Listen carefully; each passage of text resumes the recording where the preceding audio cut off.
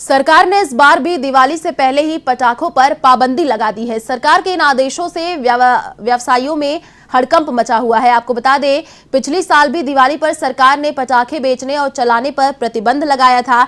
हालांकि अब कोर्ट में भी यह मामला पहुंच चुका है, लेकिन कोरोना के कम होते असर को देखते हुए जिन व्यापारियों ने पटाखे खरीद लिए या बुक करा लिए हैं, उन्हें इस पाबंदी से भारी नुकसान उठाना पड़ेगा।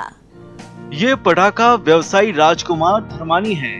इनका परिवार पिछले 50 साल से पटाखों का व्यापार करता है, लेकिन इस बार ये पटाखों की जगह कपड़े बेच रहे हैं। पटाखों की दुकान का साइन बोर्ड साइड में पड़ा है।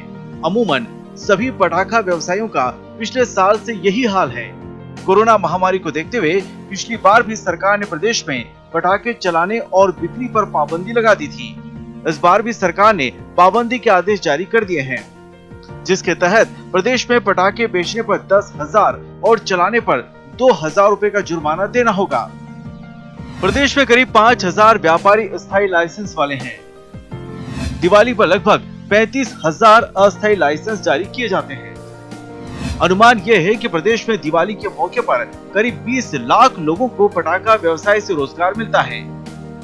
दिवाली के साथ साल भर होने वाले शादी समारोह को भी अगर शामिल करें तो ये सालाना करीब 5,000 करोड़ का कारोबार है। पहले तो हम क्या राखी जाते ही पटाखे लगा देते थे और हमारा होलसेल का काम ही था, और 2 साल से तो पटाखे बंद पड़े हैं, तो बिल्कुल बेरोजगारी हो गए हम।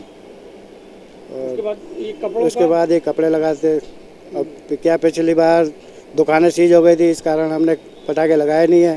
भाई ठीक है, दुकान तो सीज नहीं होगी, कपड़ा चलता रहेगा, पटाखे तो बंद ही कर दिए गवर्नमेंट ने। पटाखे जो है मतलब सब लोगों के लिए पटाखे होते हैं। हमारे लिए पटाखे जो होते हैं वो अपने दवाई का खर्चा, बच्चों की स्कूल की फीस, बस का टिकट, मकान का किराया और बिजली का बिल भी पटाखे ही होते हैं। जो रोटी बनती है उसकी चूल्हे की लकड़ी जो होती है वो भी पटाखे होते हैं, और जो घर में रोशनी होती है वो भी पटाखे होते हैं। एक मजदूर सुबह से लेकर शाम तक काम करता है इसी में, और इसी उम्मीद के साथ कि चलो शाम को दिहाड़ी मिलेगी, ठीक है, हमारे पटाखे हम दुकानदार के पास जमा कराएंगे और उसके बाद पैसे लेकर आएंगे और उसके बाद चूल्हा जलाएंगे। वो सारे चूल्हे बुझ गए हैं और उन शोरगरों के घरों में अंधेरा हो गया था। देश में सबसे ज्यादा पटाखे बनाने वाली फैक्ट्रियां तमिलनाडु के शिवाकाशी में हैं। यहाँ साल भर पहले ही बुकिंग हो जाती है। थोक व्यापारी एडवांस पेमेंट कर पटाखे बुक कराते हैं। अब सरकार ने पाबंदी लगा दी है, इससे व्यापारियों को करोड़ों रुपयों का नुकसान होना तय है। राज्य सरकार ने पटाखों की, आतिशबाजियों की बिक्री पर और उसके चलाने पर रोक लगा दी है। कुछ दिनों पूर्व राज्य सरकार ने ही अस्थायी पटाखे लाइसेंस को इश्यू करने के लिए आवेदन मांगे। व्यापारियों ने आवेदन कर दिए, और क्योंकि खरीद कुछ दिनों पूर्व होती है, 1-1.5 महीने पूर्व होती है, काफी सारे पटाखे व्यवसायियों ने अप्लाई कर दिया, एडवांस में पैसे दे दिए पटाखों के लिए और लाखों का खर्चा कर दिया। अब सरकार ने रोक लगा दी है।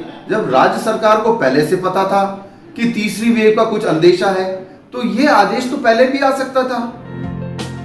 देश में राजस्थान के साथ दिल्ली और हरियाणा में भी पटाखों की बिक्री पर रोक लगा रखी है।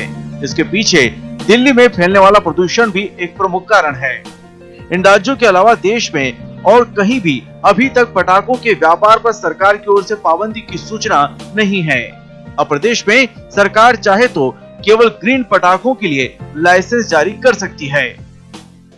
प्रदेश में कोरोना नियंत्रण में था, इसे देखकर इस बार लग रहा था कि सरकार पटाखों पर पाबंदी नहीं लगाएगी, लेकिन सरकार की ओर से अचानक आए आदेशों से पटाखा व्यवसायियों के बीच हड़कंप मच गया।